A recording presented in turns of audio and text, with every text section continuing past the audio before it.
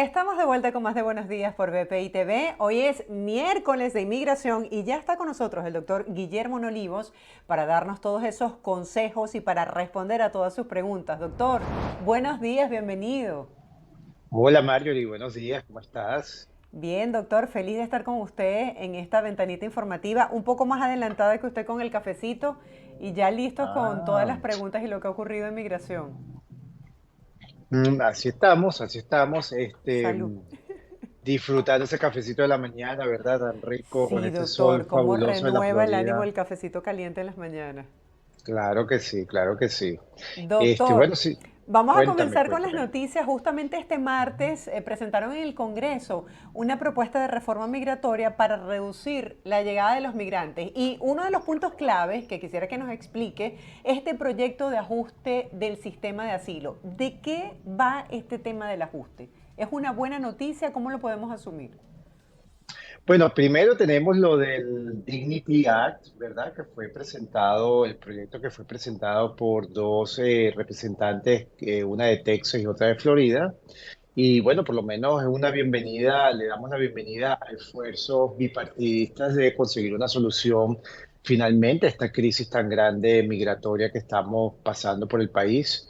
Vamos a ver si gana fuerzas.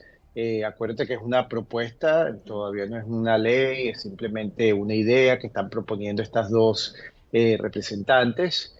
Y bueno, ahora queda el trabajo de ir acumulando opiniones y votos para ver si llega a convertirse en una realidad. En cuanto a todo lo que es el sistema de asilo, el gobierno está tratando de establecer nuevas reglas o de cambiar pues las reglas de lo que sería cómo solicitar asilo, las personas que están entrando por la frontera sur, si tienen que solicitar primero asilo en los países por los cuales han transitado antes de llegar a Estados Unidos. También van a venir revisiones a la misma aplicación de asilo. Entonces, están viendo cambios que este gobierno está implementando, ya que asilo se ha convertido como el único recurso que las personas extranjeras que vienen por el sur de la frontera están usando para ver si se pueden quedar aquí en Estados Unidos. Pero acuérdate que el asilo es algo bastante limitado, solamente es para persecución, maltratos severos, basado en las 5 razones por las cuales tú puedes solicitar los maltratos por tu raza, religión, nacionalidad, este, pertenencia a un grupo social determinado, por tu opinión política. Fuera de eso, cualquier otro tipo de maltrato no se considera válido para un asilo. Doctor, por ejemplo, esta propuesta de ley plantea la creación de centros humanitarios para los solicitantes de asilo y también centros de procesamiento regional. ¿Usted cree que en la creación de estos centros pudiesen brindarle de alguna manera un soporte a los migrantes mientras que esperan por su asilo? Bueno, yo diría que si son bien administrados, ¿verdad? Y funcionan de la manera como están planificados, pues debería ofrecer cierto soporte, porque básicamente la queja principal de todo aplicante que llega al sur de la frontera es las condiciones en las que se ven expuestos mientras esperan el turno para entrar a Estados Unidos. Y por eso es el cruce masivo, ilegal, porque las personas tienen miedo de estar esperando su turno por lo peligroso de la región, de esa región en México. Entonces, si el gobierno plantea crear centros de, digamos, de retención, ¿verdad? Se albergue mientras estas personas son procesadas y en esos centros pues van a estar seguros, se les va a dar la atención que necesitan, pues bienvenido. El asunto es a qué costo también va a llegar eso, ¿no? Entonces cuál va a ser de dónde van a salir los recursos, dónde se van a establecer. Y finalmente, algo que muchas personas también hablan es, bueno, si me otorgan el asilo, ¿podré entrar a Estados Unidos o es que me voy a quedar viviendo en el país donde estoy, donde me están albergando? No, y también hay muchas reacciones, sobre todo en quienes defienden los derechos humanos de los migrantes, porque dicen que deberían ser tratados como condición de refugiados y no como delincuentes, en el caso de los centros de retención. Claro, lo que pasa es que, que es correcto.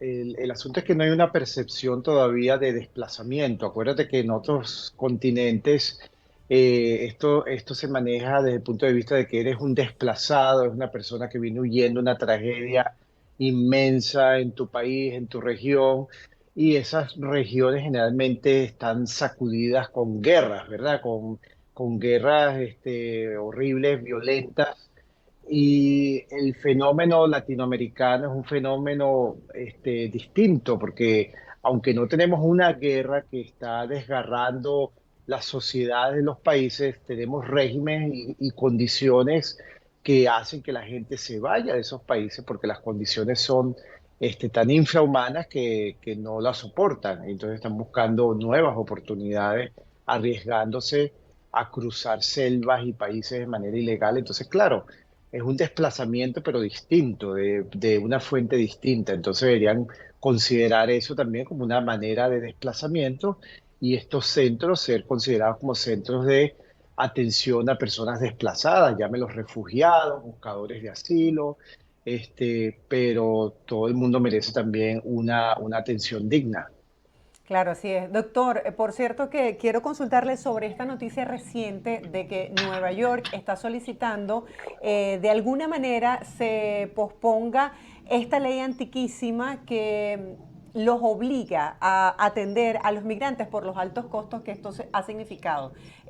¿Usted cree que esto puede ser posible desde el De punto de vista dejar de, legal?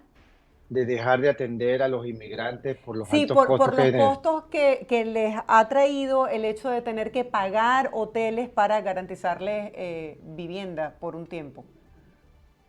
Bueno, esto es un tema bastante complejo. Yo pienso que si el gobierno federal es el encargado de dejar entrar, se ha encargado de dejar entrar a personas desde la frontera sur, ¿verdad? El gobierno federal también debería de responsabilizarse en cómo estas personas se van a poder mantener. La idea no es tener una cantidad de personas aquí dependiendo de un gobierno, ¿ok? Sino que sean personas que vienen a producir, a contribuir.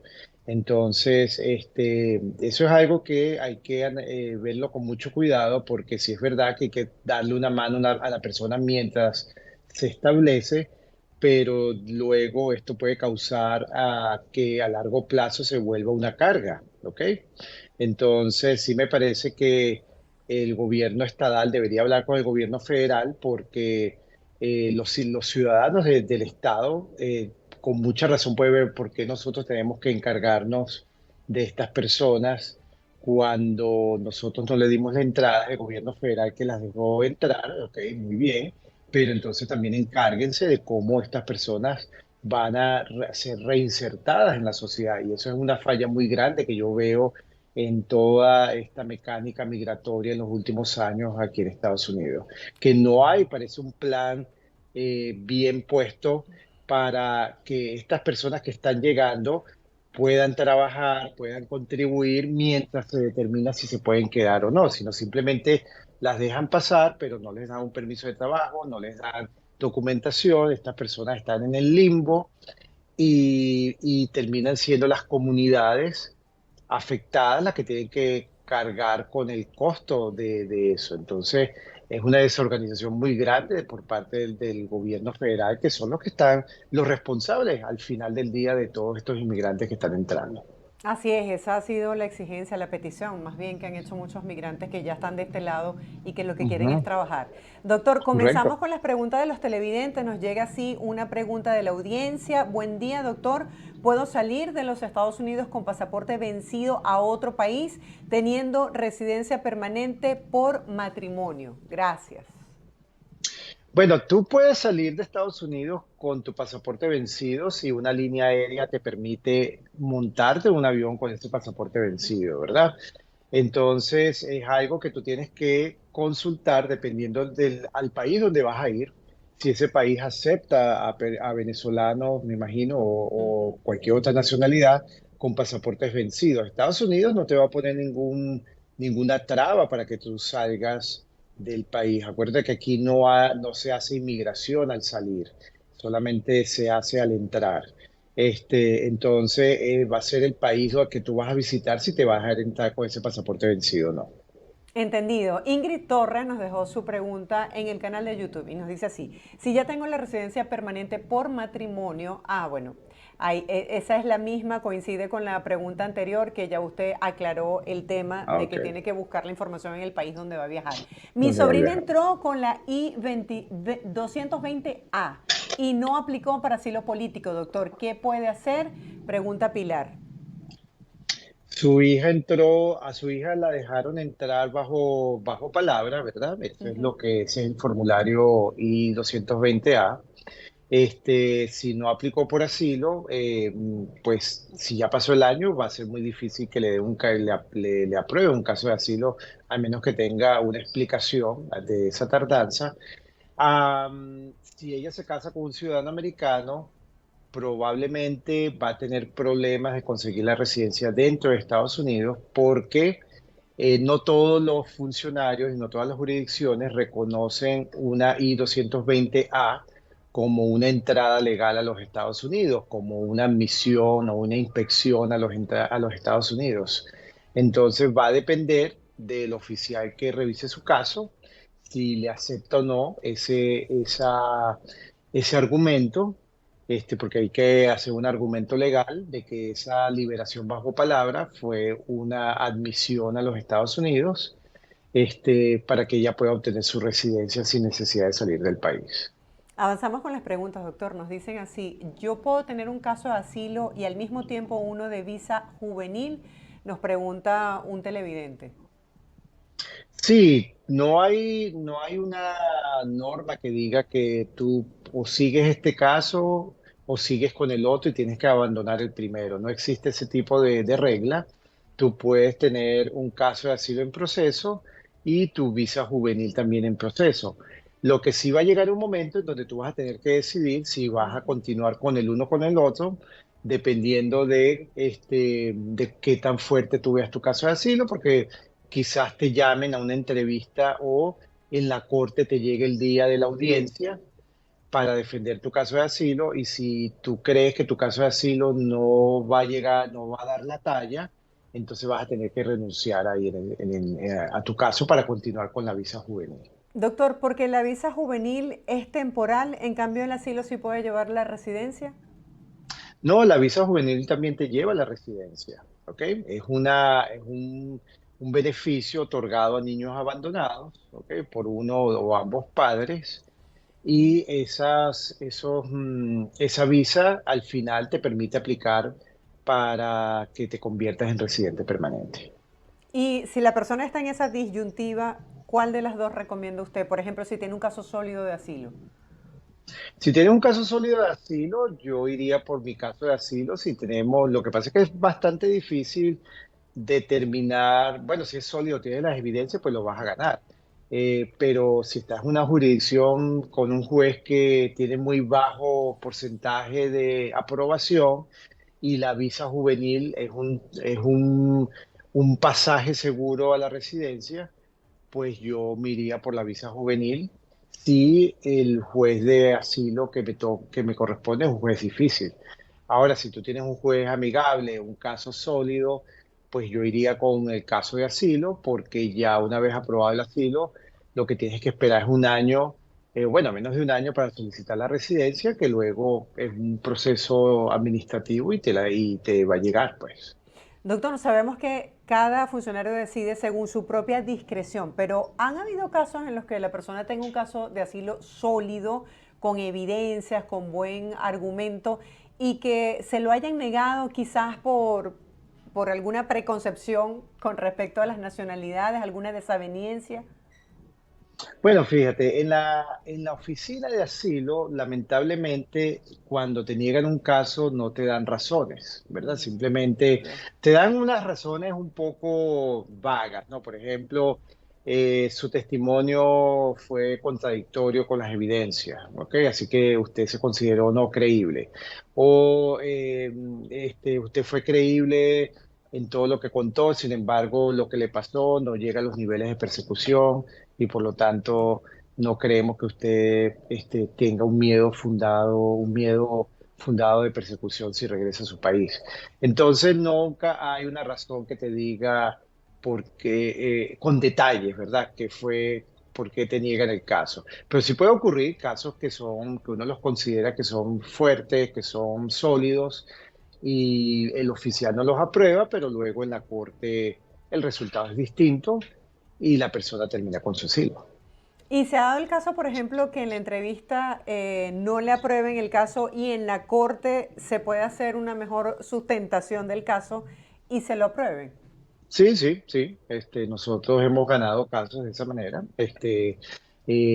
Casos donde la persona viene a la oficina porque le negaron el asilo, casos donde el oficial de inmigración no estuvo de acuerdo con nuestro planteamiento del asilo y nos enviaron a la corte y en la corte hemos logrado obtener decisiones favorables para los clientes. Qué bueno. Doctor, Sabrina nos hace la siguiente pregunta. Si una persona tiene parol, ¿necesariamente tiene que viajar al estado donde vive el patrocinador? Bueno, el patrocinador, pues depende de qué pusieron en la planilla I-134A, ¿verdad? Si pusieron una dirección distinta a la del patrocinador, entonces se entiende que la persona va a ir a esa otra dirección, ¿ok? Entonces va a tener que tener un pasaje para ese destino final. Lo importante es que tenga el pasaje para el destino final, sea la dirección del patrocinador o sea la dirección que se indicó en la planilla que el beneficiario iba a llegar. Doctor, hablando del parol, ¿ha tenido información sobre cómo está funcionando la aplicación de CBP One? Bueno, la aplicación de CBP One hasta ahora no he tenido nuevos updates, ¿verdad? De si está mejor, funcionando mejor o no, pero sí estamos ya recibiendo consultas de personas que han entrado ya al país después de conseguir su cita con CBP One. Este, mm, Como siempre que te he comentado, siempre las personas me cuentan que que fue difícil, que intentaban. Una persona me contó que, bueno, que se inscribió en cualquier cantidad de listas que había, que el anuncio lo hacía un abogado, hay grupos de abogados que están en la frontera ayudando a estas personas. Y entonces estas personas, estos abogados notificaban de cuándo le tocaban las citas a la persona. Eh, es bastante interesante porque una me decía que era por un mensaje de WhatsApp, que alguien oyó el nombre, entonces un amigo le mandó el mensaje, mira que el abogado tal, que dio tu nombre, que te tienes que presentar mañana a las 7 de la mañana.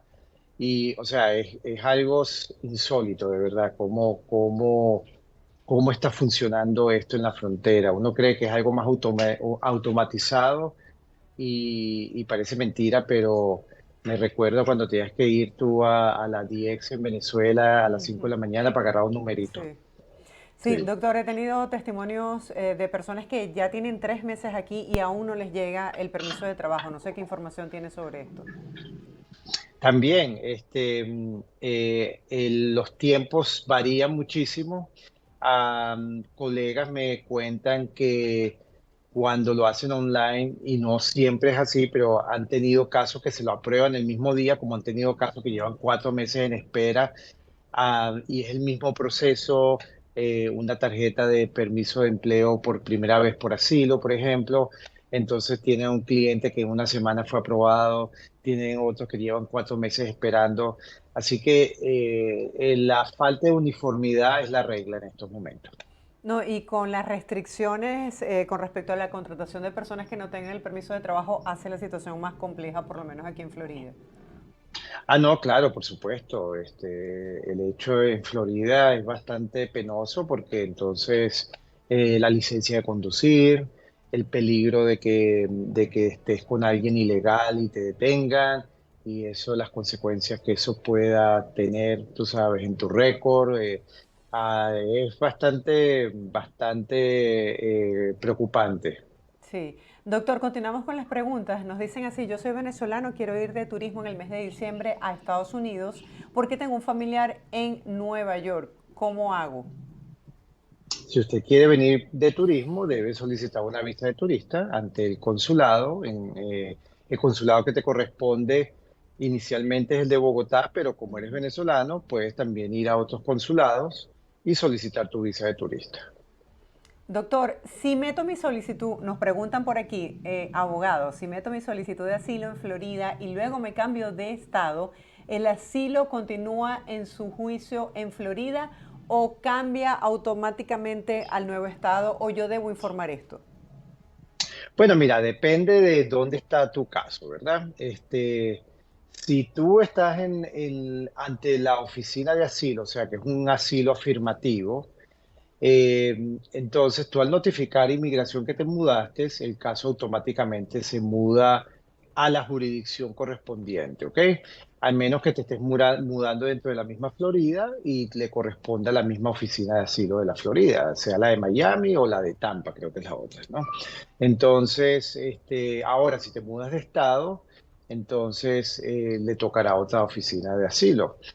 Si estás en la corte, ¿ok? De inmigración, metiste tu caso de asilo en la Corte de Inmigración de Florida y te mudas de estado, entonces tú tienes que notificar a la corte que te mudaste de estado. Eso no quiere decir que la corte inmediatamente te va que va a mandar tu caso a la corte de inmigración correspondiente.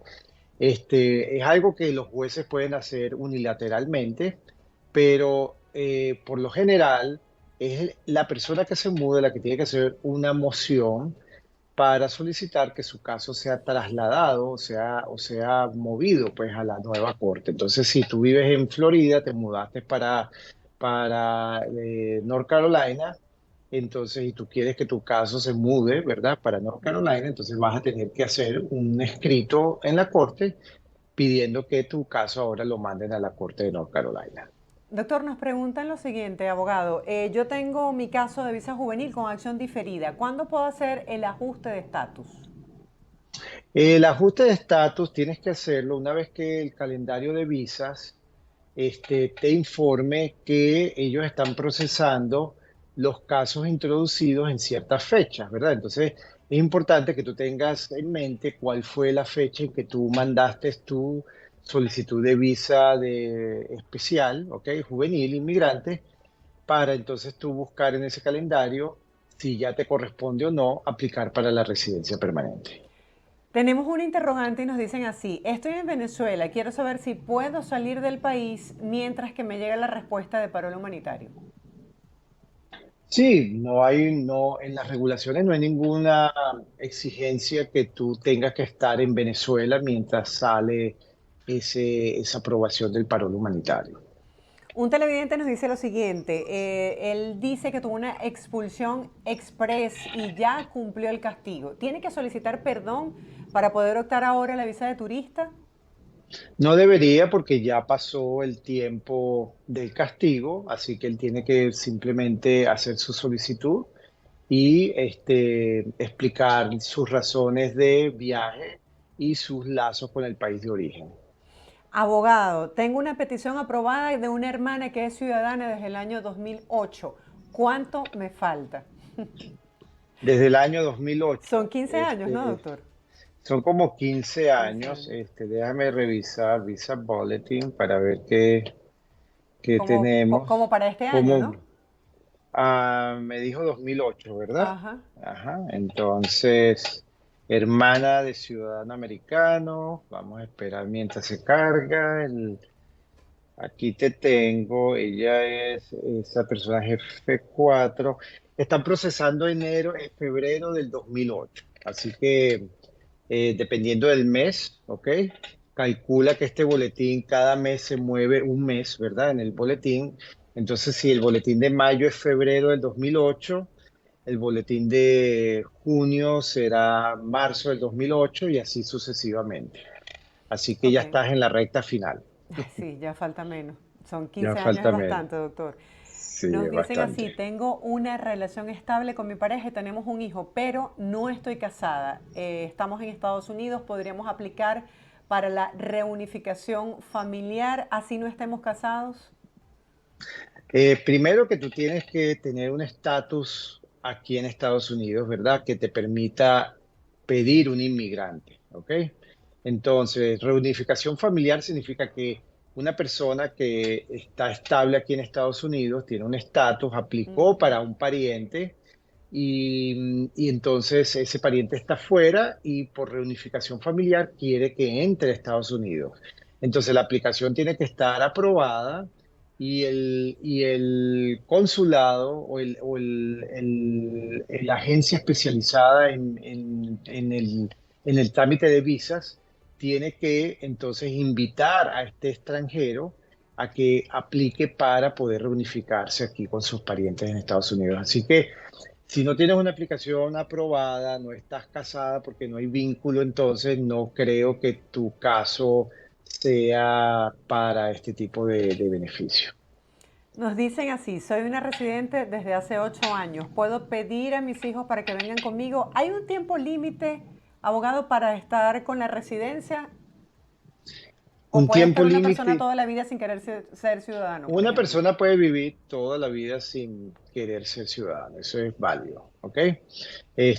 Claro, obviamente luego ya para lo que sería eh, retiro, ¿verdad? Cobro del seguro social, cuando la persona ya llegue a cierta edad y Ujú. se quiera ir a vivir a otro país, eso puede tener implicaciones negativas. Entonces siempre se Claro. le recomienda a la persona que se haga ciudadana americana. Ahora, esta persona dice que es residente permanente y quiere traer a sus hijos. Sí, creo que tiene que hacerse ciudadana, ¿no, doctor? Depende de cuál es el estatus de los hijos, porque tú puedes pedir como residente a tus hijos solteros, ¿ok? Mayores de 21 años, pero si ya están casados, como residente no vas a poder pedir a hijos casados, ¿ok? Menores de Sola, 21, correcto. y mayores de 21 y Ok. menores de 21 como residente. Ahora, si tus hijos se casaron, ya tú no vas a poder pedirlos como residente, vas a tener que hacerte ciudadana americana para poder pedirlos. Y la, Doctor, espe- y la, gracias. y la espera es larga Sí. también. Sí, No, se nos fue el tiempo, doctor. Muchísimas gracias por sí. responder a todas las preguntas de los televidentes, por esta ventanita informativa. Un abrazo para usted. Feliz semana. Igual para ti, Marjorie, gracias nuevamente. Nos vemos el miércoles que viene. Y bueno, atentos de los cambios que están ocurriendo. Estaremos pues, con las nuevas noticias. Vamos a ver qué pasa con este Dignity Act, a ver si gana preferencias, si los representantes se animan. Por lo menos es un intento de lograr algún tipo de cambio migratorio en este país. Así es, doctor. Estaremos atentos. Ujú. Feliz día. Un abrazo. Feliz día, nos vemos. Chao. Era Guillermo Olivos, abogado de inmigración, respondiendo el día de hoy a todas sus preguntas. Si usted quiere hacer un interrogante, tiene una duda, lo puede consultar la próxima semana. Los miércoles son de inmigración en Buenos Días con la asesoría del doctor Guillermo Olivos.